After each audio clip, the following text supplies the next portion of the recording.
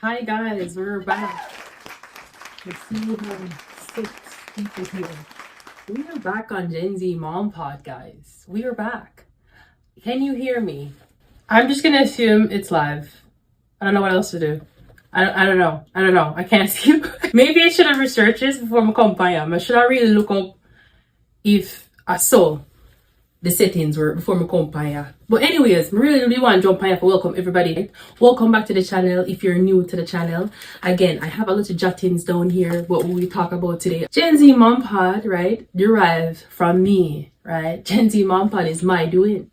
Me, SASHANE, the Gen Z Mom Pod idea comes from me experiencing trauma recently in my life. And I might look at some, I look over this so I have 2 cameras going. So again, come from the fact of me having a big bag of something happening in my life. I may say, why am I reacting like this with negative thoughts and not having a clear head, right? So I'm looking to myself, I'm say, maybe I really need therapy. Maybe I really need to figure out another way out. So that is it. That's what caused the birth of Gen Z Mom Pod. I decided to start talking about how I feel. And by talking about it, right, and writing about it and getting therapy, you get to process the emotions, right? Process things you can't explain. Process generational trauma, childhood trauma, right? Things that I'm doing where you don't really know why you respond that way. Sometimes you react with negative and you say, Again, I rate it. It's not really all you're doing. It's just because you don't know how to say, I'm so sorry. I'm sorry if I hurt your feelings, right? Apologize and move on. So we give the younger gens the tools that you need to say, hey, it's okay to say you're sorry. It's okay to tell the younger ones you love them. Right? Apologize if you're wrong. No wait for somebody that if you repent and I go funeral and ask for forgiveness. Why? We are the younger gens. The change comes with us. So we're gonna start, and that's why on Gen Z Mom Pod we tell trauma story in a part what? Because as a Jamaican, I have to bring up my culture because that is who I am. And we have a lot of stories because I'm Caribbean and we can touch upon the fact of another Caribbean gen might be able to, have the same experiences, might be able to understand me. And other, worldwide as well. Code switching from Jamaica to from Patois to English is hard sometimes, but at the end of the day, when we're talking about familiarities, it's a lot of the Caribbean diaspora, right? So that's why I'm locking in there, but everybody's welcome to the page. One and all welcome. Today, we're going to talk about a story with a juvie kid, right? We're talking about a story, just a short story for the people them. The people them who just joined the show. My last view went crazy. Can I tell you? How am I there right now? I feel like the last time I checked it was 100 and something view. I am very grateful. I don't know what is happening. I think the gens are sharing the channel. You're sharing it with a friend, aren't you? Yeah, man. I know it's not share the thing because I see upon my YouTube traction and I say where the views are come from. They come from places where me don't share the channel. So it must be that you are sharing the channel. Bless up. I love the love. I am unique, as you can see. Nobody can tell the stories like me. So I'm happy that you are tuning in to be, not only entertained, but motivated by these stories. Because here on Gen Z Mom Pod, it's not just gimmicks and laughter. It's healing as well. So, guys, talking to you, talking to a camera. But at the end of the day, right? The message is very clear. Start the healing journey now. Right? And look, you can look back and you can say, well, remember, I couldn't even have a conversation. I couldn't think straight. I'm not motivated to get up out of bed. Depression, anxiety, a whole lot of things are all down. And it's something you're born from your mother and it just come. You're born from your mother give you. No, it's something your mother get, your grandmother get, your great-grandmother get. And your mother never know if you say, oh, why can't I come out of bed every Sunday? Why come out of bed half day? She don't know. Well, maybe when you're a pitney, something happened. Maybe not only when you're a pitney, but when you're in adulthood, right? $3 That is what we talk about on the channel. We're going to touch into the story of the juvie kid and what that looks like. Trigger warning of, prison, going through therapy for having a death of a loved one, but this person also went through juvenile, the juvenile system beforehand. So he's going to tell us about what his life is like now that he went through the transformation of the system and have a job, right? And now he can lock in with the fact of having family and having faith. So we love to hear transformation stories here on Gen Z Mom Pod, and we love to make a motivational statement. Because if you're going to put any energy out in society, it has to be healthy. All right, now, the story is entitled Prison Board. Prison Board. My life never too hard. I grew up in a nice neighborhood. I never walked far from school, and my father picked me up every day after school. I'm in the popular crowd with the kids them. It wasn't hard for me to get along. I have good social skills. My mother was a social worker. All the things was good into my life until one day. One day, I decide, say me I go by the neighbor yard.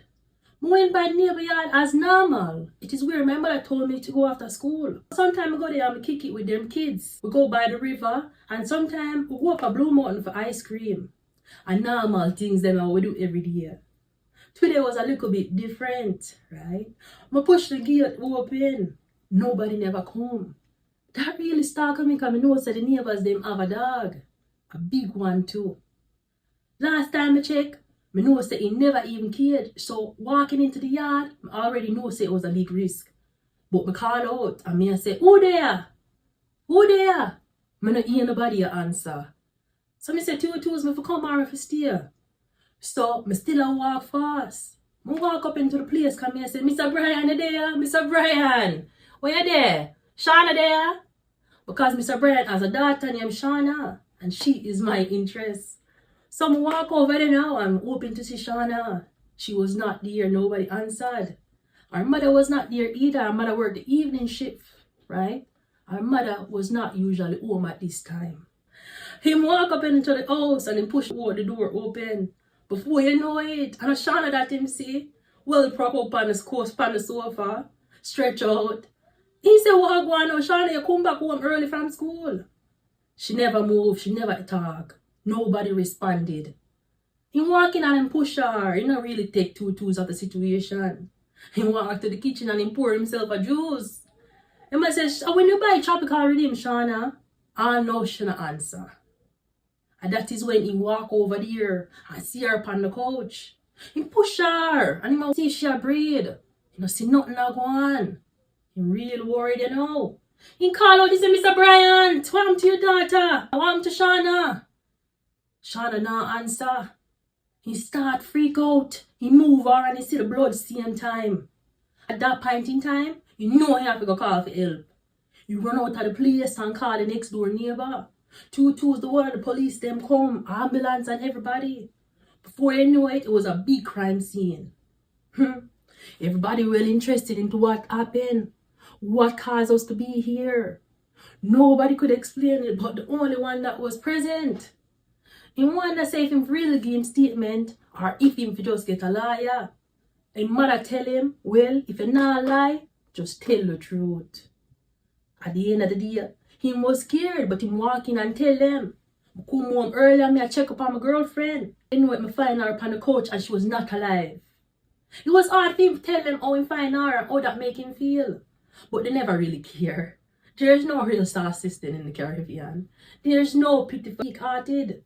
So at the end of the day, he have to tell the story and go to school the next day. It was a traumatic event for him. I don't really think he recovered from that day. Finding girlfriend dead on the couch. I don't really get to the better part yet. What happened as a result? Did he get blamed? You don't know, so them blame him, them pin it on him, right? The police them want the investigator to be shot up. So we hear to what this writer say about how that happened to him now. But we spin the page.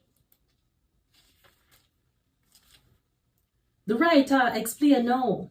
Before you know it, them call me down to the station to ask me a couple questions. One turn to two. Before you know it, they lock me up. I never really get a good lawyer. My mother was just a social worker. My father, he have a job, but he never really had no money for money. I go down to the courthouse and I tell my story. I tell about my innocence and about how I find Shauna dead. Nobody believe me. Then things said the first person to look at was the boyfriend. Why would I do that to her? Why would I ever kill her? She was the love of my life. He was really devastated, Tony, when he went to the station, as it says here in the story. He never really know if he process the emotion. He never really know what to do with the trauma, the hurt of finding somebody deceased. You know what come with that? And all your art and everything, everything we put in a one that one person is crushed. And then you depend on this earth alone and wonder, what if our feelings got, and what if our feelings that? That can really shake somebody's world, for sure. Before you know it, me in the handcuffs. And they set a trial date for me. My parents, they couldn't do nothing about it. 2 tools, me there in a juvie. When I get there, it was scary and cold, like nothing me ever experienced. I talked to my parents them over the phone, but it was not the same. I get food for the weekend. The food that they cooked at the facility, I couldn't even eat. Before you know it, I lose weight. My mental start get messed up as well. I start to things when I did, they start talk about stories that never happened. Before you know it, they don't trust my credibility. And my story get thrown out in all the courts. There's a lot that happened to me after that. I got reprimanded, right? I couldn't get a good lawyer. My life was just over after that.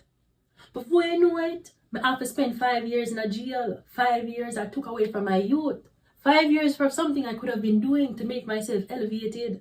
But before you know it, I graduated that system. I went to school while there. Went back to high school. I did CXC after that. Graduated and went to college. At the end of the day, it's not about what hold you down. I did enter the police force as well, but that is beside the point. When I was there, I got a lot of help. It was not the people that worked there that helped me. It was the people that came in and gave the speeches. The people that came in and motivated me. To tell me that my life is not over. To tell me that this is not the end of my story. They tell me how to process my energy, right? How to deal with generational trauma. What that might look like can be manifesting out in my anger. They send me out for trauma therapy. I go every once in a week. After I leave the facility, my life just changed for the better. I did not deserve to be there. But nobody believed me and I put myself into that situation. There is nobody to blame. Still today, nobody listened to my story. Nobody believed me. My father passed away a couple days after I got out of the facility. I know that he believed in me and he's a strong man. My mother, she see me all the time, every day. She cannot keep me far. She thinks that I will get in some type of trouble. These are the type of things that you have to live up to when you leave the facility. Whether it's a prison, whether it's a juvie, whether it's whatever. You have to live up to a bunch of people thinking that you're forever going to be a loser. I like the fact that SASHANE come and put this podcast channel together. It is where Caribbean people can talk about their stories. Thank you so much for sharing my story on the channel. Hey, that was a really fast read, my friends, right? It's not about blaming anybody and taking self-blame as well. It's about how we can take the tools to move forward. And that is always the bigger factor that we have to listen to. The stories are fun and gimmicks. But take away from the stories how much you can touch grass to change your situation in your life. Right? Because everything else on this show is extra. And we just have the vibes, right? The vibes is right. Because me is always myself. You cannot pay me to be anybody else. So once you figure that out about yourself too, how will you get to that level? It's a different level. It's a different mentality, right? It's a different mentality. And we're going to teach each other how to get there, how to stay there. Catch you again on GENZ Mom Pod. We post often, weekly here on YouTube. And we post daily on GENZ Mom Pod and GENZ Mom Panto on IG. Stick around. I am happy you're here. Watch out for the next one. And subscribe to the one, yeah. Alright? We'll catch you next time. Bye-bye.